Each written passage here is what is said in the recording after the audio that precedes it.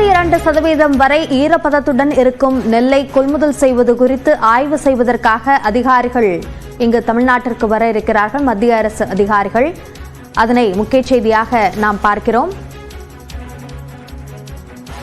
கூடுதல் விவரங்களை நம்முடைய சிறப்பு செய்தியாளர் அபினேஷிடம் கேட்கலாம். அபினேஷ், மத்திய குழு எப்போது வருகிறது? இந்த ஆய்வுக்கான முக்கியத்துவம் என்ன?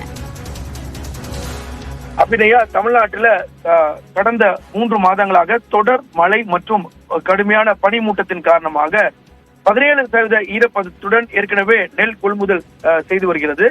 அந்த ஈரப்பதத்தை அதிகரித்து 22% ஈரப்பதத்துடன் இருக்கக்கூடிய நெல் கொள்முதலை செய்திட வேண்டும் என மத்திய அரசுக்கு தமிழ்நாடு அரசு கோரிக்கை வைத்து கடிதம் எழுதியிருந்த நிலையில மத்திய அரசு ஒரு குழுவை அமைத்து தமிழ்நாடு வர இருக்கிறாங்க. குறிப்பாக தமிழ்நாடு அரசு வைத்திருக்கக்கூடிய கோரிக்கையை முன்வைத்து இது தொடர்பாக ஆய்வு செய்வதற்காக தமிழ்நாடு வருகிறது மத்திய குழு. குறிப்பாக மத்திய அரசின் உணவுத்துறையின் கீழ் செயல்படும் சேமிப்பு மற்றும் ஆராய்ச்சி பிரிவை சேர்ந்த 2 உதவி இயக்குநர்கள் மற்றும் 2 தொழில்நுட்ப அலுவலர்கள் கொண்ட குழு தமிழ்நாடு வருகிறது. இவர்கள் தமிழ்நாட்டில் நெல் பயிர்களை ஆய்வு செய்து அது தொடர்பான அறிக்கையை மத்திய அரசின் உணவு அமைச்சகத்திற்கு சமர்ப்பிக்க உள்ளது. குறிப்பாக மத்திய குழுவில 4 பேர் அதுல இடம்பெற்றிருக்கிறாங்க. குறிப்பாக நவீன், பிரீத்தி, ராகுல் மற்றும் அபிஷேக் பாண்டே ஆகிய 4 கொண்ட குழு அமைக்கப்பட்டிருக்கிறது.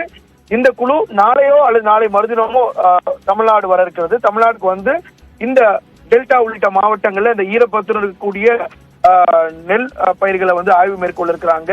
அதற்கு பிறகு மத்திய அரசுக்கு ஒரு அறிக்கை அனுப்ப இருக்கிறாங்க. அந்த அறிக்கைக்கு பிறகு இந்த ஈரப்பதத்திற்கான சதவீதத்தை அதிகரிப்பதற்கான ஒரு திட்டம் வைத்திருக்கிறதா அப்படிங்கிறத பொறுத்து தான் பார்க்கணும். கடந்த 3 மாதங்களாகவே வடகிழக்கு பருவமழையின் காரணமாக மழை காரணமாகவும் அதே போல கடுமையான பனிமூட்டத்தின் காரணமாகவும் கடுமையான ஒரு பாதிப்புக்குள்ளாயிருக்காங்க. இது தொடர்பாக தமிழ்நாடு அரசுடைய உணவுத்துறை சார்பில் ஏற்கனவே மத்திய அரசு கடிதம் எழுந்த நிலையில மத்திய அரசு இத்தகைய நடவடிக்கை எடுத்திருக்கிறாங்க. அபிநயா, விவரங்களுக்கு நன்றி அபினேஷ்.